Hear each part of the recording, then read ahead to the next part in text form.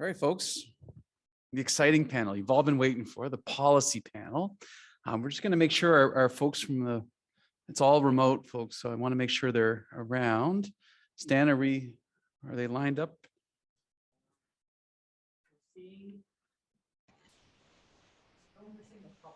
Okay, all right.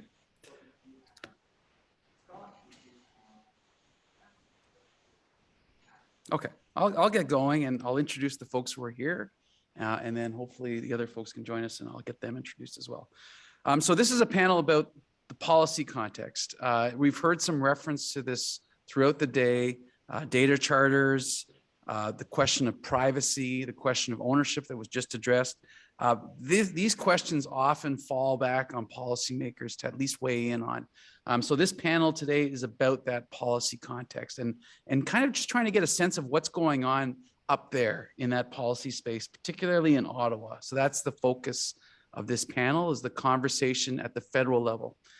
So our panelists today, we have Adam Deschamps, and Adam is a policy analyst with Innovation and Growth Policy Division, Biotechnology and Emerging Technology Issues at Agriculture and Agri-Foods Canada, and he's been there since late 2021.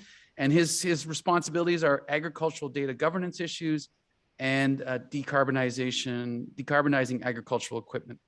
So that's his background, and he's worked in these data spaces elsewhere. Working with him is Giuliano Toluso. Giuliano leads Adam's team and others who are looking at the disruptive effects of innovative agricultural technologies on the sector and society at large, with a focus on digital technologies. And as I plumbed the depths of AEFC, Agri-Foods Canada, I realized they have been developing some capacity around these digital aid issues. And they even have a data evangelist. I didn't know about this title, but it's a real thing. There are people out there who have these titles. Also joining us today is Scott Ross, and Scott is the Assistant Executive Director of the Canadian Federation of Agriculture, and he's been in that role since 2018. Prior to that, he worked as a Director of Business Risk Management and Farm Policy 6 years prior to this. He is responsible for managing a wide range of files. This is something that really comes across when you speak to Scott. He has a broad depth of range of knowledge, everything from rural connectivity, data management, risk management, labor, and increasingly agri-environmental policies. So that's Scott from the Canadian Federation of Agriculture. And then our two other speakers, are they here? Oh, brilliant. Okay, thank you. Thanks, Dan. Our two other speakers, they're going to share their presentation, are Jill Patterson and Surdas Mohit, and they are coming to us from Innovation Science and Economic Development Canada. So they're going to share their presentation. Jill is a senior member of ISED, as we know it affectionately, their privacy and data protection policy team. And she is working on or involved in the data charter issue, particularly around the issues related to modernizing Personal Information Protection and Electronic Documents Act, or PIPEDA. And then with her is Surdas Mohit, and he's a senior project leader at ISED, and he is also has a long history in data-related issues, and he's concentrating on privacy and data protection issues at ISED, and also artificial intelligence. And prior to joining ISED, Surdas worked on data governance and digital policy issues in other federal departments, including in the cybersecurity and national security domains. So we have a great panel today who can really speak knowledgeably about where the thinking is at in terms of the policymaking space. And so I'm going to invite Jill and Surdas to kick us off and give us that big picture perspective. Then we'll go to the AFC perspective, and then we'll get the kind of farm perspective from Scott. So over to you, Jill and Surdas. Thank you, Andre. I believe somebody is going to be loading slides and advancing them for us. So just maybe have someone confirm. We'll have those up in a minute.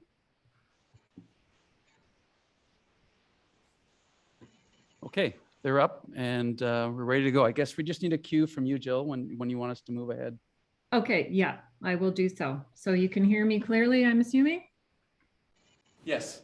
Okay, So by way of background, in case some of the audience isn't familiar, the Digital Charter Implementation Act 2020 was a bill put forward during the last session of Parliament to modernize our existing privacy law, which Andre mentioned is PIPEDA. Next slide, please. The tabling of that bill followed the release in 2019 of something called Canada's Digital Charter, which was essentially a policy position put forward by the government, which lays out a set of principles that would guide the reform of federal policy in a variety of areas, not just privacy, but other areas as well. And it's designed to help position Canada to ensure that Canada is well positioned to address the challenges of a digital economy, but also to take advantage of the opportunities. So a key goal of the Digital Charter and resulting legislation is to ensure that Canadians have trust in that their personal information is protected and that they won't be exposed to undue harms resulting from new technologies and new business models. So many of the principles in the Charter, I'm not sure if you can see them on that slide, speak to this, including the principles of control and consent, transparency, portability, interoperability, and so on. And at the same time, the principles also underline the need to enable Canadian organizations to use data for innovation. So it's a balancing act for sure. The Charter tries to achieve that balancing act, and so does the bill that was tabled. The bill that we're speaking about, it does reflect a lot of these principles. So when it was tabled, it did receive a lot of all-party support, essentially, to move it forward to committee study. So I mention that because unfortunately, it did die on the order paper when the election was called in 2021. But you know, the minister and the government have made clear that they're going to be coming forward with a new and revised version of this bill, and so the success that it did receive bodes well for passage of the next bill. So next slide, please. I'll touch very quickly on some aspects of privacy reform in the bill, and then my colleague Sardas will touch on some areas that extend beyond privacy that the government is currently examining. Next slide, please. So the bill introduced a whole new privacy law to replace the existing PIPEDA. Much of what was proposed does reflect the existing fundamentals of the current act. However, the bill introduced a couple of new rights for individuals and new responsibilities for organizations that in combination essentially would result in hopefully greater control for individuals over their personal information where it's meaningful, but at the same time, more flexibility to use data for innovation in a trusted manner. A modernized consent regime is one of the key changes. So just really quickly, on the one hand, the bill proposed to require organizations to be clearer, crystal clear about what personal information they're collecting and for what purposes. Currently, it's very common for organizations to use bewildering and complex user agreements to obtain consent, but the bill basically prohibited the use of that type of method of obtaining consent. And then on the other hand, the bill proposed to remove the requirement for consent in certain areas. So in particular, for collection or use of information where it would be well anticipated by the individual under the circumstances, and it is absolutely needed by the organization to fulfill the product or service request. So it really doesn't make sense to obtain consent in those circumstances. And it really just, the idea is to remove some of the new noise and confusion around consent so that it becomes more meaningful and focuses on what is more impactful in terms of privacy.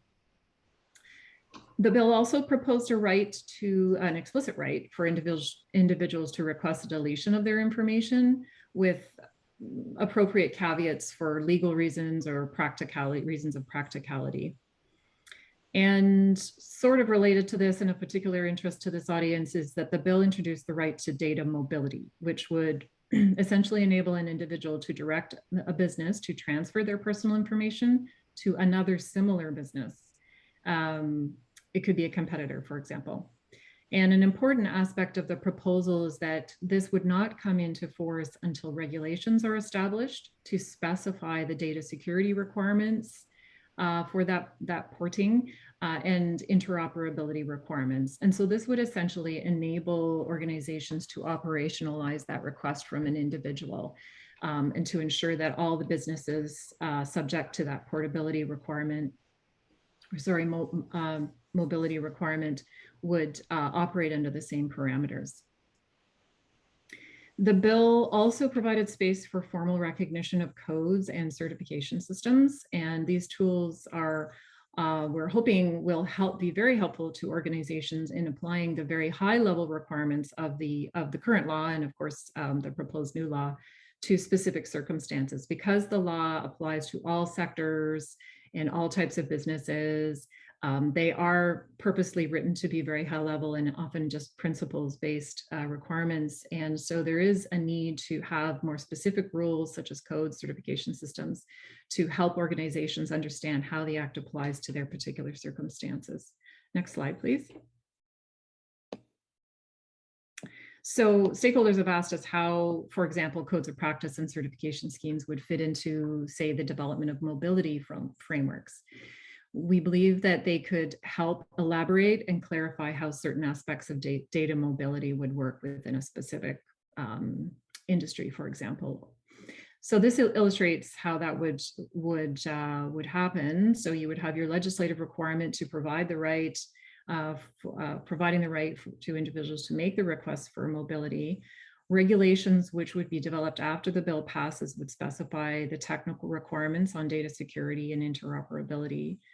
And then once those are in place, regulations would also identify which organizations would be subject to the data mobility requirement. And this ensures that an industry is essentially ready for data mobility before it comes into force. And then on top, and so then when that's in play, any organizations could come forward with a code or certification scheme to provide a higher level or more specific rules that would live on top of the basic technical requirements and regulations that would help flesh out how data mobility works within a particular sector. So that it's just a little bit easier for a little bit more certainty as to how mobility could be expected to be operationalized within that sector. Next slide, please. To provide more flexibility for certain uses of data to innovate, the bill also provided or proposed, I'm going to say clarify rules for de-identified information. So specifically, explicitly identifying de-identified information as personal information and still protected by the Act, but providing more flexibility for the use of de-identified information to support innovation. And one circumstance, for example, that the bill provides for is disclosure of de-identified information without consent to certain organizations, those having some public oversight for what is termed in the bill as socially beneficial activities. And the bill delineates 3 areas that would be at the start be considered socially beneficial, and that would be health, environmental protection, and the improvement or development of public amenities. However, the bill also provided authority to add to that list of socially beneficial activities as the marketplace needs become clearer, and that would be done through regulations. So this aspect of the bill is seen by the government as a first step towards supporting the creation of new data governance models, such as data trusts or other models that support public and private partnerships in the use of data, and that really can't be regulated or established or enforced or overseen through privacy law. Next slide, please. Actually, I see that I'm already running out of time. So in the interest of time, I'm going to skip this slide, and we can certainly entertain questions about this later. So at this point, I'm going to hand it over to my colleague Surdas, but I'll note that some feedback that the government received on the bill pointed to the need to address issues by their very nature exceed the scope of privacy law. That's okay, you can advance to the next slide. because they don't pertain to just personal information. So privacy law applies to personal information and it applies to commercial activities. And there are some issues that extend beyond both of those points. So Cerdas and his team are looking at some of those. So Cerdas, I'll hand it over to you. Thanks. Great, thanks. Yeah, so as Jill mentioned, her team and mine work quite closely. We're sort of complementary pieces of the sort of data policy ecosystem at ICED. Next slide, please. So I'll just mention, if you hear any chirping or yelling in the background, maybe my two small roommates who are running around. So don't take that too seriously. So I'll start with some of the announcements that were made in 2021, which basically announced kind of a new approach and a new priority given to some of these data and digital policy issues. So first, there was the funding for the Standards Council of Canada to continue its work on data governance standards. Those who are familiar with the Data Governance Standardization Collaborative. From ICED's perspective, the big item was funding for a new data commissioner. And so I've just cut and pasted the wording from the budget in here because it's sort of one of those lines where you have to kind of read it a few times before you can kind of make sense of it. But basically the idea is that, in the digital charter, there was one of the sort of principles was use of data for good. So this is really intended to kind of look at it from both the positive and negative side to sort of promote innovation and, use. How can we kind of make the most out of the data that we have for economic growth and that sort of thing. And then on the other side, make sure that some of the risks around data like bias and so on are covered off. So it's been quite interesting for me learning more about the uses of data in agriculture. And my background is actually as a geoscientist, so it kind of makes a lot of sense to me seeing how you're using some of the remote sensing data and some of the other stuff. So that's really cool to see. And then the other announcement was from last year was the mandate letter commitment that came out of the government's platform as well to create a digital policy task force. And the idea there is really to kind of create a sort of common approach across government on certain digital policy issues, both to sort of create as consistent an approach as possible, and also to better position Canadian businesses to compete internationally and that sort of thing. Next slide, please. So I'll just give you a quick intro to what we're working on, and so just to be clear, like this, there's a new team essentially that's been created that I'm leading at the moment. And so we're really at the beginning of this work. And so we're in the Marketplace Framework Policy Branch in the Privacy and Data Protection Directorate. And so basically what we're doing at the moment is, we're trying to understand a lot of these, challenges and issues that are happening in different sectors, and and also how these kind of connect to international issues, and what are the sort of the broad cross-cutting issues that we should be worried about at ICED, and how can we kind of facilitate the job for people working in different sectors. So part of that is figuring out where does the data commissioner fit into this? What role should the data policy task force play? And so these are things that are very much live issues and are taking up a lot of our time from a perspective. Because of course, when if you look at the PIPEDA framework that Jill works on, that's been in place for for many years, and these kinds of broad marketplace frameworks have a really important role to play, and you want to make sure that you're kind of getting it right and setting the stage for to help the Canadian economy and the data economy. So, so as I mentioned, like ICED's role on these data issues is really, to just figure out where marketplace frameworks may play a role in, enabling, more use, more effective uses of data across sectors, and something can be dealt with at the sectoral level. Obviously, that's kind of preferable. So we're just really looking at the key issues that apply across the marketplace. So for example, I mentioned on the previous slide, this concept of data bias, and we're also looking at artificial intelligence. And so those are the kind of things where, you wouldn't necessarily want, I mean, there may be specific sectoral regulations as well, but, it can be helpful to have sort of a marketplace approach to ensure that there's kind of a consistent approach to some of these uses of data. Next slide, please. So again, just to stress that we're really at the early stages of this. I think I'm repeating myself, but it's an important point to make. So these are a few of the issues that we're looking at that seem to be of most relevance based on what I'm hearing in terms of agricultural data needs. So data intermediaries is a big one. That's one that's being addressed internationally. There's the Data Governance Act in the European Union, for example. And there are clear, challenges in Canada in terms of, pooling data and sharing data. And, I think the example of data cooperatives is certainly an interesting one, and it seems like a really good potential use of data sharing to make sure that it's being used to the benefit of the farms and the farmers. So data portability, so for individuals, that's dealt with in privacy legislation that Jill is responsible for, but that doesn't cover data portability for businesses. And I know that was something that was mentioned earlier as well this morning, or well, it was this morning, yeah, it was this morning in both time zones. So we're kind of looking into that concept for businesses, and that's sort of the next step of data portability.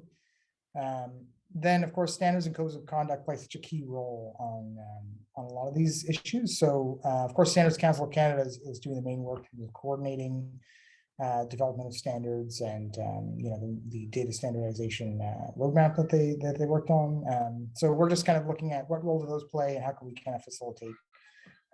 Jill's example around the codes of conduct was a good one. And then lastly, interoperability is another issue that came up earlier today, and that's kind of certainly become a big issue in the digital marketplace writ large in terms of power imbalances between sort of companies that run big platforms or that have access to a lot of data, and that can create real issues. And it's been interesting to see how that works in the agriculture context, and we're still learning, exactly how these different issues play out in different sectors and where there may be a useful role for ISED to play. Next slide, please.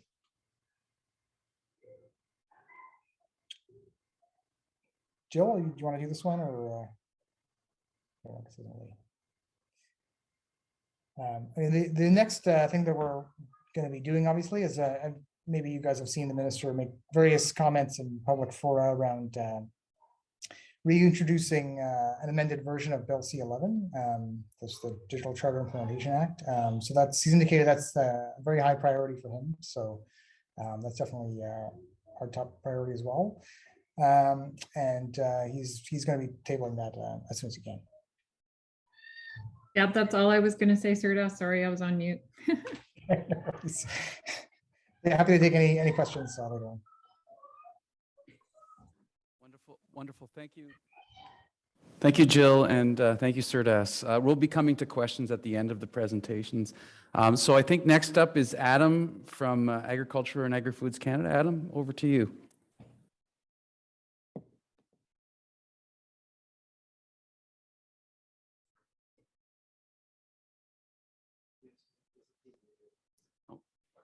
Adam, I think you're muted. You might have to start over again. Can you hear me? Yep. Okay. We're good.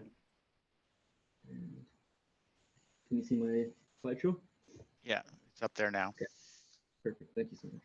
Okay, so yeah, good afternoon, and thank you for this opportunity to speak on behalf of the work that I've been doing on big data issues facing Canada's agricultural sector, and some of the considerations or areas that the Department of Agriculture and Agri-Food is beginning to look into regarding data governance. So that said, you might hear some overlapping themes from previous presentations today, which I feel confirms that the department is framing its analysis appropriately and that we're looking into the right or correct sorts of issues. So I'd like to begin by first acknowledging the land on which I am presenting today is the unceded territory of the Algonquin and Anishinaabe people. The Algonquin people have lived on this land since time immemorial. I am grateful to have the opportunity to live and work here. And lastly, before I jump into my presentation, I would like to acknowledge the work the Canadian Centre for the Study of Cooperatives has done in the area of big data. It helped inform our presentation today, and I'd also like to acknowledge the input from University of Saskatchewan's distinguished professor, Peter Phillips, as well as my colleagues from AAFC's Office of the Chief Data Officer. So my presentation is comprised of 4 parts. First is an overview of big data in the agricultural context. Another section on challenges, a third section that speaks to some initiatives that are currently underway to overcome these challenges in order to accelerate the digital agriculture ecosystem. And my presentation concludes with a looking ahead component, which delves into some next steps. Part 1 explores some of the considerations of big data in general, including some of the key benefits and opportunities that big data provides for the agricultural sector. So as you may have heard in the opening session, primary production agriculture is changing rapidly due to major developments in digital smart technologies. And examples that come to mind and have been mentioned include the deployment of remote sensing devices in agricultural equipment, such as tractors, combines, in grain and oilseed production, and in robotic milkers, automated feeders, and RFID ear tags in the dairy, beef, swine, and poultry industries. The most promising approach is data-driven farming, the ability to overlap farming techniques with big data. While data aggregation provides value, it also creates a set of challenges, including concerns around privacy, security, data ownership, competition, and market power dynamics. However, systematic and codified approaches to data governance can help alleviate these concerns. And it can also help to ensure that agricultural data is usable, accessible, and protected. At its core, data governance leads to improved data quality. Big data of poor quality invariably leads to inaccurate models and provides poor information, or takes enormous resources to get it to a usable level. But turning to the benefits of big data, we've noticed that benefits at the farm level revolve around changes in capabilities that the introduction of new technologies bring to certain on-farm processes. Farm automation, often associated with smart farming, is technology that makes farms more efficient and automates the crop or livestock production cycle. An increasing number of companies are working on data-driven applications such as automatic sensing, drones, autonomous tractors, robotic weeders and harvesters, automatic irrigation, and seeding robots. Although these technologies are fairly new, the sector has seen an increasing number of traditional agriculture companies adopt farm automation into their processes. The use of digital systems to improve on-farm operations may also help the sector address its chronic labor shortages or challenges. Big data analytics could allow farmers to gain deeper insights into their production practices and profitability, and also allow farm operators an ability to operate with fewer workers and focus on farm management, or to hire workers with digital skill sets.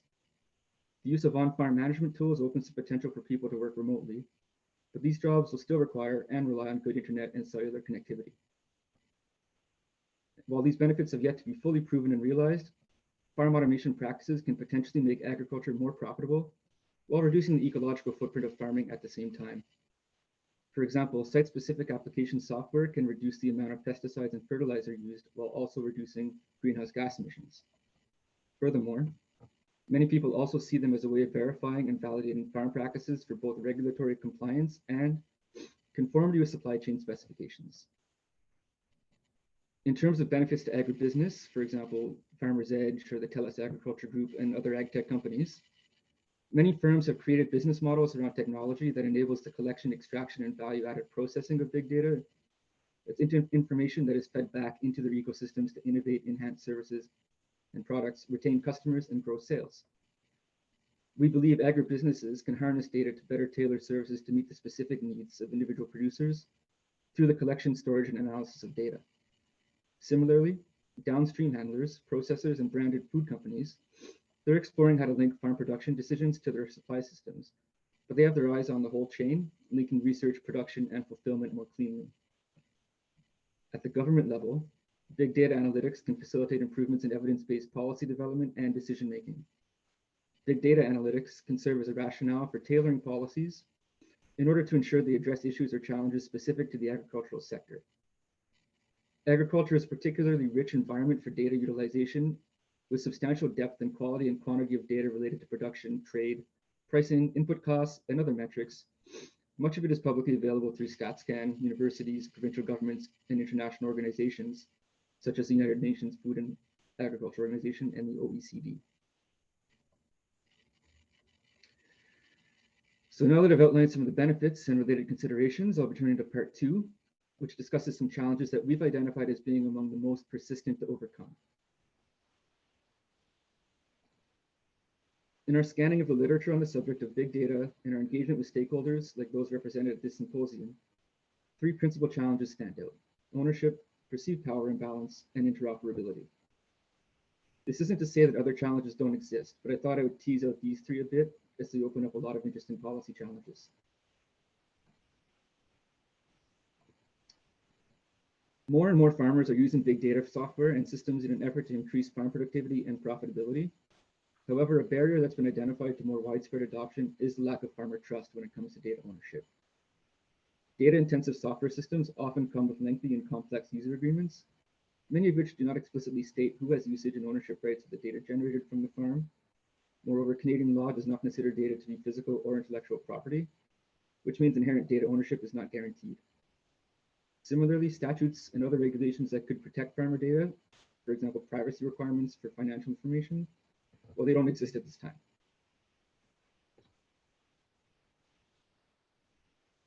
Many farmers who use proprietary big data platforms to store and analyze their data contend that they are being excluded from a new circulation of wealth, and that has been enabled by the extraction of value from data.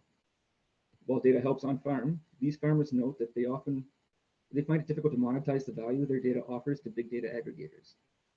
While there are some models operating that pay cash, this nonetheless remains a key question that many farmers are asking. Moreover, agriculture technology providers who collect the data are able to generate financial gains on the aggregated information, while the farmer cannot gain financially from their contribution to these large data sets. Regulation may be one way to manage the network effects of big data. As more data is gathered and assuming the analytics work, the question becomes whether there should be greater value generated for all users. If so, how do we generate those larger insights while sharing some of the rents? Most of the data aggregators in other sectors, for instance, Facebook, Google, Amazon, they have such strong network effects that they end up evolving into natural monopolies. The perceived power imbalance between the users and enterprises who collect their data in these instances has been well documented. Like social media and information technology providers, many agricultural technology companies, well, they're large multinationals. It is argued that monopolization should be discouraged in agribusiness, as it's leading to scenarios whereby corporations have control over the aggregated data of massive amounts of farmland.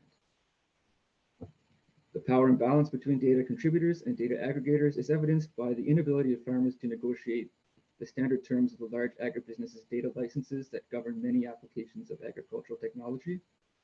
And it is well accepted that tech companies generate revenue from the user data in return for free access to their platforms. And lastly, the legal framework around the technology contracts that govern agricultural machinery is complex and fragmented. There's little, if any, specific regulation that governs the perceived fairness of terms of use in agricultural data contracts. However, there's a movement towards data democratization, and that can potentially act as a remedy or solution to this perceived power imbalance. So another principal barrier to the digitization of food and agriculture has been the lack of commonly shared data between devices and systems without interference or confusion. The need for data to move between applications and the need for applications and hardware to interoperate remains a sticking point across the agricultural value chain. While digital solutions have been widely embraced and implemented into daily practice, each piece of software usually operates on its own proprietary system. As a result, sensors, weather stations, individual animal tracking, feed monitoring, and other sources create large data volumes, much of which is only used for one single purpose. Like other jurisdictions, Canada is challenged to connect those solutions and bring all that data together in a way that maintains data sovereignty and/or confidentiality.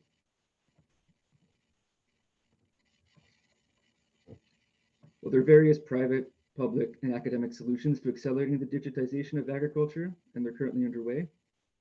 These solutions can help mitigate challenges being experienced, and part 3 will speak to some of these potential solutions that AAFC has identified during some of our engagement work in this space. Some of you may have just heard in the last session, several countries have adopted voluntary agricultural data codes of conduct. They have been developed by farmers' unions and associations, and sometimes in collaboration with governments. These codes of conduct have been developed with a specific focus on the collection and sharing of agricultural data. We believe these codes can potentially drive change in data contracts and data management practices, and these codes don't require a government-backed regulatory solution. But what efforts are underway in Canada to get at these challenges from a broader perspective? Well, the Standards Council of Canada has released a roadmap, which includes standardizing data governance for Agri-Food. The solutions identified in the roadmap will help ensure that Canada's digital infrastructure is founded on quality, trust, and ethics in order to fuel a competitive data-driven economy while protecting Canadians. Standardization is an ideal way to ensure interoperability and transparency along the agri-food value chain, which is comprised of many players with their own operating procedures. There's also a long-standing connection to privacy and access to information policy and standards. Common elements of data governance include collection, privacy, usage, synthesis, analysis, control, publication, storage, and archiving or disposal. While this roadmap has largely been influenced by the approaching Canadian Digital Charter, it's currently making its way through the Canadian legislative process, as you just heard. Elements of how the SCC aims to standardize data governance also include security, confidentiality, data architecture, and access. Supply chain level data governance standardization can enable consumers to make informed choices for their families. Governments can develop better oversight programs. Industry can ensure the quality of their products. Supply chains can respond faster to mitigating and addressing risks. Furthermore, the agri-food industry is currently undergoing a digital supply chain transformation, where the movement of raw materials, goods, and parts from the supplier to consumer and the associated financial, material, and other types of information are enabled with digital technology. We recently met with members of this project's leadership team, Atlas 2020, in order to discuss this initiative, and we've learned that Atlas is a project that is an open, distributed, and extensible service interoperability network of sensors, machines, and data services. Atlas is based on a service-oriented architecture that is modeled after systems used for registering new applications based on existing user profiles. For example, would you like to open with Google or Facebook? This helps overcome the challenge of validating the credentials of participants in the network. Atlas will build an open, distributed, and extensible data operability network that is based on this service-oriented architecture, and will offer a high level of scalability from a single farm to a global community through interconnected service registries. The technology developed in Atlas will be tested and evaluated in pilot studies on a multitude of real agricultural operations across Europe, along several use cases. And the last component for this project is to develop a self-sustaining funding model.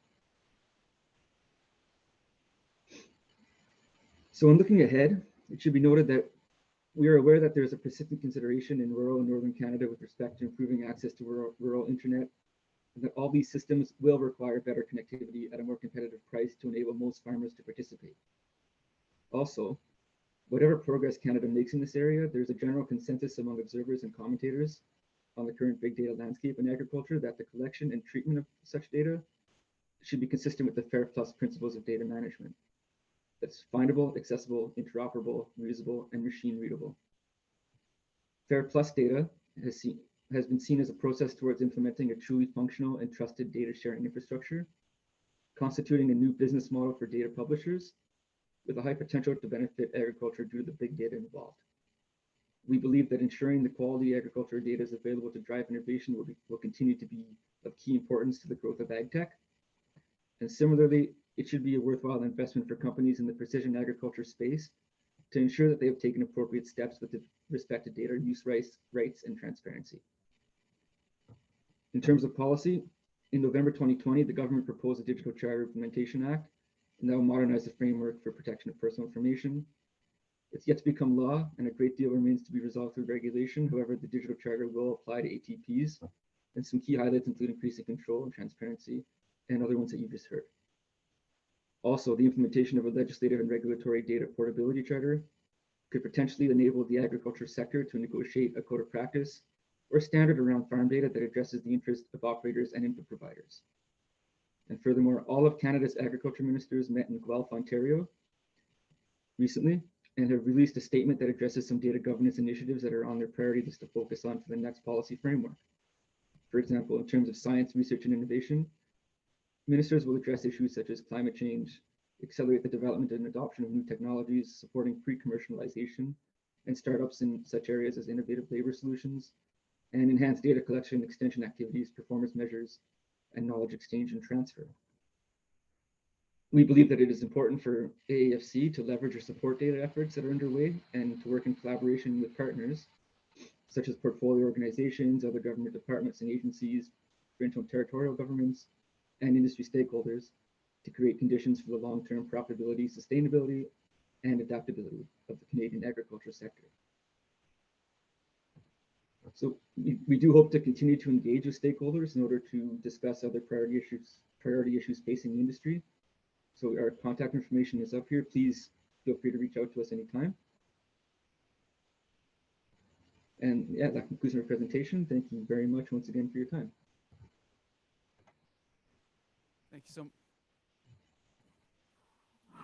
Thank you so much, Adam.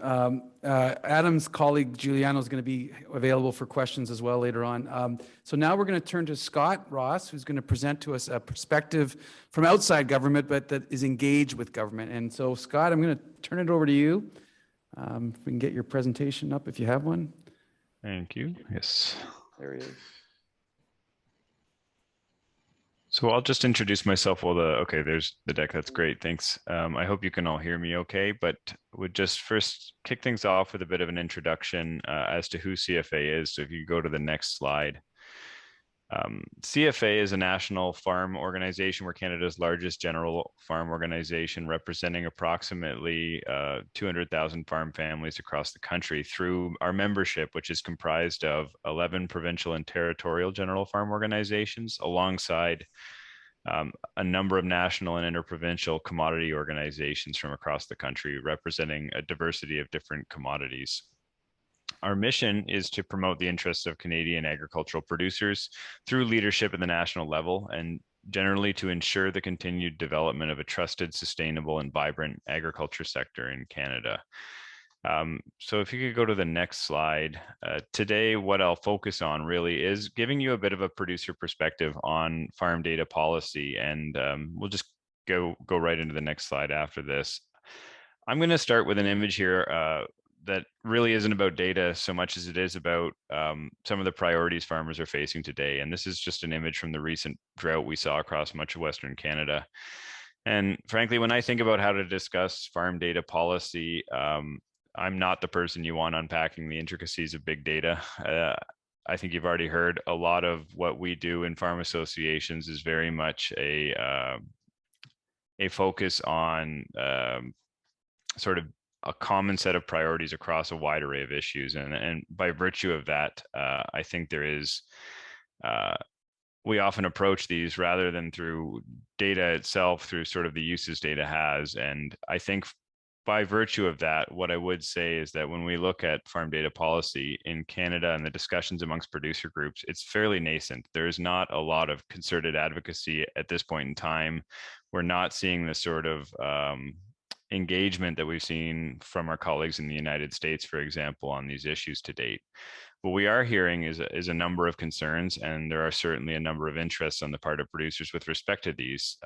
I think what the challenge has been in the past has been one of digital literacy on these issues, and competing priorities, frankly. And again, looking at this image, I think what I would highlight is just we're looking here at what is one of the most compelling issues, I think, confronting our sector, which is climate change, and taking a step back to say what is really driving farmers to innovate, what are some of the opportunities big data presents, and what does that mean from a data policy perspective is how I'll sort of approach it today. And I think one of the things we look at in this regard is sort of farmers certainly recognize the important role information technology and big data is going to play in increasing efficiency, reducing waste, improving environmental performance, yields, and overall on-farm decision making. But at the same time, looking at some of the instruments that exist in this space, we are getting kind of a slow emergence of concerns around how data is being used, who owns it. A number of the issues you've already heard. Frankly, a lot of what Adam referenced I think covers a lot of what we hear from farmers. And so what I'm going to do today is just give you a little sense of some of the interests we are hearing from our membership across the country. So when we look at the issue of climate change, for example, one of the areas we're really looking at is data-driven technologies that can measure things like on-farm carbon sequestration, other ecosystem services as important tools, not only for informing potential things like compliance markets and carbon offsets, but voluntary carbon markets, other potential programming that can alleviate some of the verification and validation issues that farmers often complain about from an administrative burden standpoint. But all of these kinds of approaches also bring with them concerns around how data is used. And I think when we're talking about this issue, there's sort of three areas that really emerge as priorities. If you could go to the next slide. And I apologize, I think it's jumping ahead. So for whoever is doing this, I had this deck at one point timed, and so you probably have to keep kicking back like that. But so when it comes to environmental policy and the sustainability of the sector, I think we see immense opportunity, and a lot of that has already sort of been highlighted over the course of the last couple of days with respect to big data and precision agricultural technologies. But in these discussions, data policy has not been the leading issue here. And I think when I look at the issues that do come up regularly, we've seen a combination of issues that sort of emerge. The first that is sort of consistently frequently referenced by farmers is fundamentally the need for infrastructure to actually spur and support a lot of the innovations in big data that are available to us. And I'm sure that will come as no surprise to anyone. But then in addition to that, and I think Adam's presentation touched on a lot of this, is around digital literacy and data governance. And essentially the focus is on giving producers greater agency in big data. And that's not purely from a sort of taking part in the value of the data as a big data per se, but in having some better oversight and control and understanding of how their data is being used. And I think when we look at all of that, the concluding kind of area I'll focus on here is around data protection frameworks and farmers' interests in having strengthened data protection frameworks to help address some of those concerns I raised earlier. And I would just take this moment to really say I welcome the discussion we're having here. I wish I could have been there in person, certainly, but the Canadian Centre for the Study of Cooperatives, their work in planning for this certainly was really insightful. And I do welcome the sort of bringing together of everything from academia, farm groups, policymakers, technology providers to this kind of discussion, because I think this is really what we are not necessarily seeing emerge nationally in the farm association world, and would welcome being a part of this and contributing to that process moving forward. So I'll go to the next slide. And first, just on infrastructure, I think when we really talk about digital infrastructure at this point in time, the key issue that we really see is around just creating an enabling policy environment to really spur rural deployment. It's no surprise that the digital connectivity gap in rural Canada is an issue to farmers. I think that extends both at farm level and increasingly now looking to the field level. I think one of the challenges we really have first and foremost is just ensuring it's not about just investment in rural connectivity, but that the policies we have actually encourage and sort of mandate that level of deployment so that we can take advantage of information technologies as they become available to farmers. So ensuring that there's a new approach to spectrum policy, which we are starting to see emerge through ICIT around sort of use it or lose it with regard to wireless spectrum. Stronger and more rigorous rural deployment conditions for those looking to deploy or purchase licenses in rural areas, and just generally making sure that we have some basic standards for both reliability and affordability and service with regard to digital connectivity. But when I actually just get into the next section here on digital literacy, I would just talk a little bit about the importance of that for farmers as a real fundamental issue, I think, when approaching this data policy question, because often I think what we see from farmers is a sense of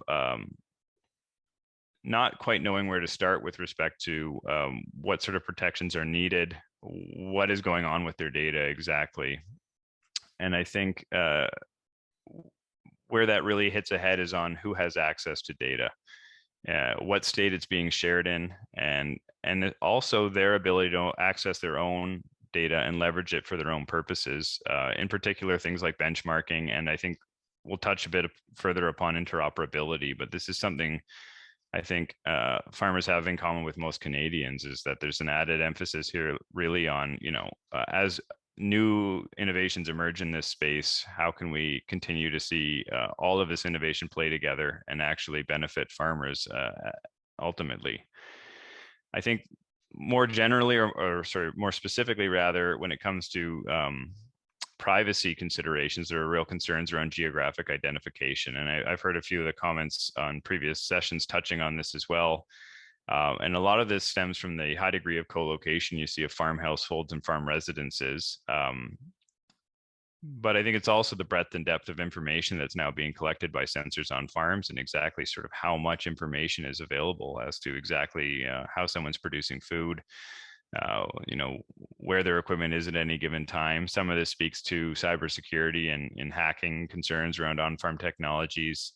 But I think more generally, there's concerns around price discrimination, issues around competition, stifling of innovation, and sort of what can be done if someone has access to data that can accurately identify exactly how their technology contributes to your profitability on farm,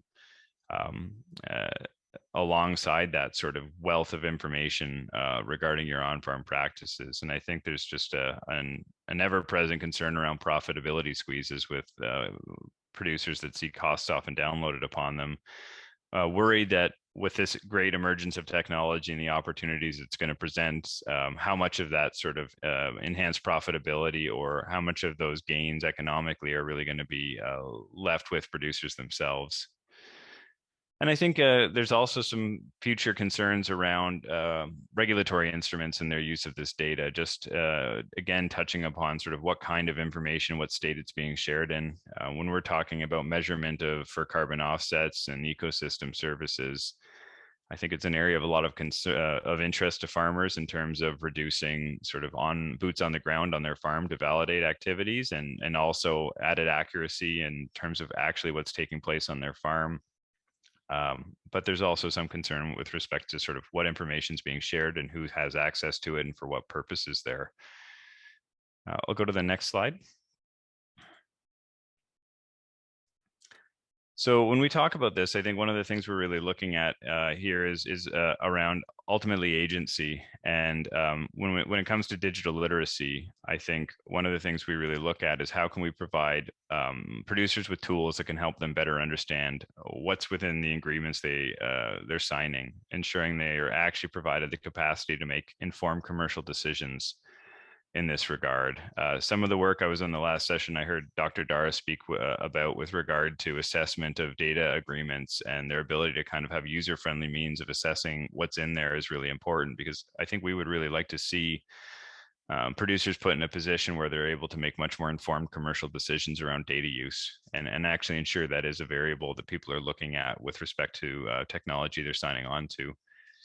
And I think, you know, the second step when we talk about agency that I think is so important, and I'm again, why I'm so happy to have conversations like this today is around governance structures that support enhanced agency and determining access to information, a stronger voice in promoting interoperability, and also those same privacy protections for individual farm operators, with the end goal, I think, is really giving them a larger stake in the value associated with big data, alongside those protections I just referenced. And I've been recently looking at the work of the Standards Council of Canada on data governance, which I think seems to hold some real promise there. And hearing Sirtis's comments earlier, I welcome some further discussion with him on his work around interoperability, and also think that the Atlas project Adam referenced is very intriguing from that regard. We certainly have members that are beginning to explore data trusts, and I'm aware of some ongoing discussions, again, from the work that I've sort of seen from the Center for Cooperatives on farm data co-ops that I think warrant a lot of attention. And we would certainly at Canadian Federation of Agriculture welcome being a part of discussions to that extent, because we do see a real need to look at governance in particular as a starting point to sort of elevate the level of understanding and the level of engagement on these issues. And certainly from a CFA perspective, look at that not only from a sort of structural standpoint in terms of how to bring these things together, but also from an advocacy standpoint, what needs to change in our policy environment to enable those sorts of developments. So I do really hope events like this can be a foundation for some further discussion on this, and that, you know, there really is, I think, nascent interest on the part of farm associations to contribute to this kind of work. And again, just in responding to some of those critical issues I flagged before. So if you can go to the next slide here, and actually one further I'll just go right to this next one because I know we're tight on time here. The last priority I'd speak to is just about data protection frameworks and whether that's voluntary code standards or regulatory initiatives. And I think there's already been a lot of conversation around the Ag Data Transparent Certification System in Canada and its emergence there. And I think that's certainly something we're looking at very positively. And particularly, I think we have some concerns over sort of the rapid rate of change in terms of how data is used and how it's valued in Canada and internationally. I think always raises a question as to whether voluntary codes are sufficient. But I would just say we'll move ahead here to get into the final parts because I know we're tight on time, but we do really look at Canada's digital charter and the associated regulations as holding some potential opportunities for progress here, depending on the regulations that underpin them. And I think people have touched upon this already, but geographic identification of farmers' data is a real point of concern, given that co-location concern I noted, and really do see significant overlap with respect to concerns around informed consent and digital literacy with average Canadians and individuals when it comes to some of the considerations under Bill C-11. So we do want to proceed cautiously in this area to avoid stifling innovation of any kind, but certainly think that there's a need to really look further in this area, in particular, some of its capacity to recognize existing codes and things like Ag Data Transparent certification as potential tools in that regard. I would say that generally we would benefit in the sort of producer world from further research and discussion around these kinds of things. And again, just would highlight the importance of this discussion. So that's sort of at a high level in summary what I discussed today, but I'll stop there and leave it for any questions and answers that might come. Thank you very much. Great. Thank you so much, Scott. And thank you to all our presenters. We are really close to time and we have a special guest for our luncheon address. So we're going to only have time for one question, I'm afraid. But people can follow up on Huva afterwards if they have questions that they want to address to our panelists. I think that's probably the best way to go, given our constraints. So Stan, you have a question you're going to read for us. Yes, from our digital audience, the question is, what is the potential for cooperative platforms in terms of data sharing and data democracy? Or would farmers be more interested in monetizing data? Who wants to tackle that one? Scott, do you want to start? Yeah, sure. I mean, as you could see from my presentation, I think in many respects, the concerns we hear about are more about data democratization and sort of the governance side of it. I do think monetizing data is certainly an interest, but when it comes to the sort of overriding concerns we're hearing about, I would say cooperative structures and the like are far more sort of front and center in terms of addressing the concerns we're hearing about day to day. Great, thanks, Scott. Giuliano or Adam, did you want to jump in on that one?